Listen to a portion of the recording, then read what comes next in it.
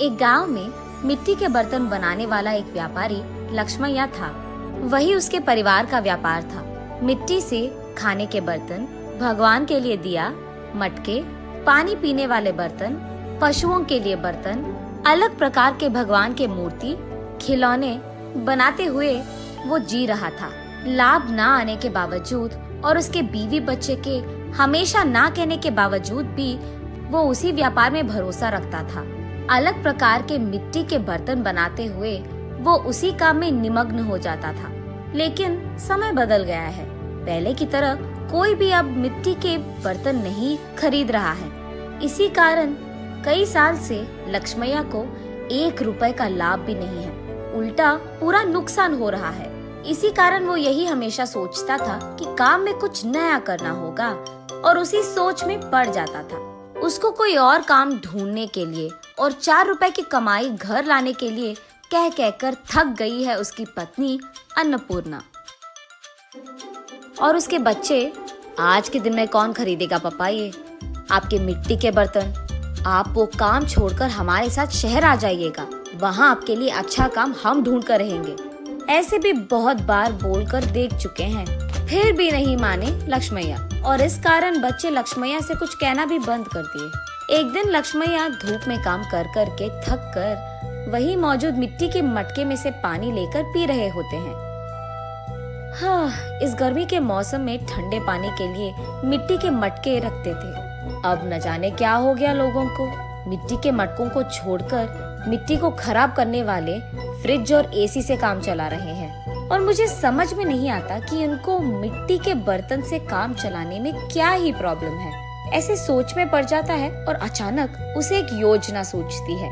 तुरंत उसके बीवी के पास जाकर ऐसे कहता है, सुनो, मुझे एक अच्छा योजना सूझा है। क्या है वो? अगर हम मिट्टी से फ्रिज तैयार करें तो कैसे रहेगा? लगता है मिट्टी में काम कर करके आपका दिमाग भी मिट्टी का बन गया। अरे ऐसे क्यों कह रही है? तो फिर ये कैसी बात हुई? मिट्टी से फ्रिज कौन बनाता है? पागल हो क्या तुम? अरे ये बेवकूफी की बात नहीं है।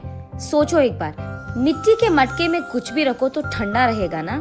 तो फिर अगर मिट्टी से हम फ्रिज बनाएंगे तो उसमें भी चीजें ठंडे ही रहेंगे ना। ए चलो आप यहाँ से, मेरी बात कब मानते हो वैसे भी। चलो जाओ तुम यहाँ से, जो करना है कर लो। ऐसे कहकर अन्नपूर्णा वहाँ से चली जाती है। अगले दिन लक्ष्मैया बहुत कोशिश करके एक छोटा सा मिट्टी का फ्रिज बनाता है।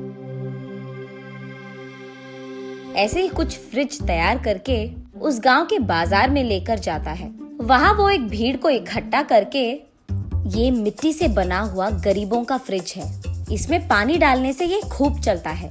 इसके अंदर रखे सारी चीजों को ठंडा रखता है। ये 2 परतों में रहता है और बीच में एक खाली जगह रहता है। उसी जगह को हमें पानी से भरना होगा। इसी कारण बाहर का तापमान न अंदर आएगा और अंदर का तापमान कम नहीं होगा। ऐसे वो उसके हाथों से बनाया हुआ मिट्टी का फ्रिज कैसे चलता है ये भीड़ को समझाता है।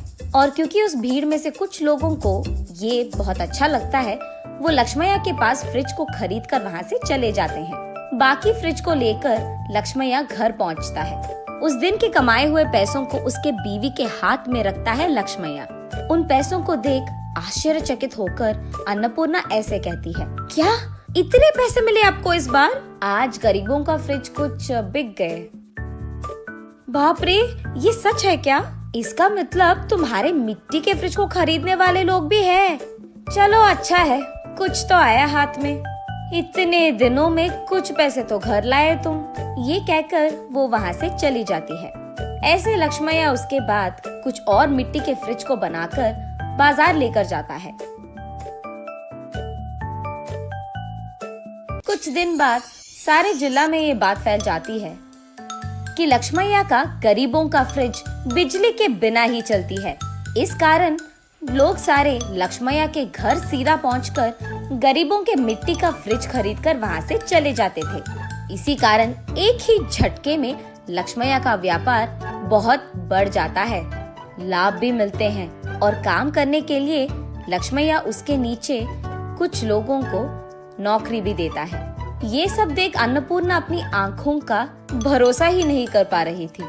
शहर में कुछ तो भी काम करवा देंगे आपसे, कहने वाले उसके बच्चे भी आज लक्ष्मैया के हाथों से बनाए हुए मिट्टी के फ्रिज को शहर में बेचने की व्यापार शुरू करते हैं। ऐसे लक्ष्मैया को उसके मेहनत का फल मिलता है, वो अमीर बनता है और खुश रहता है।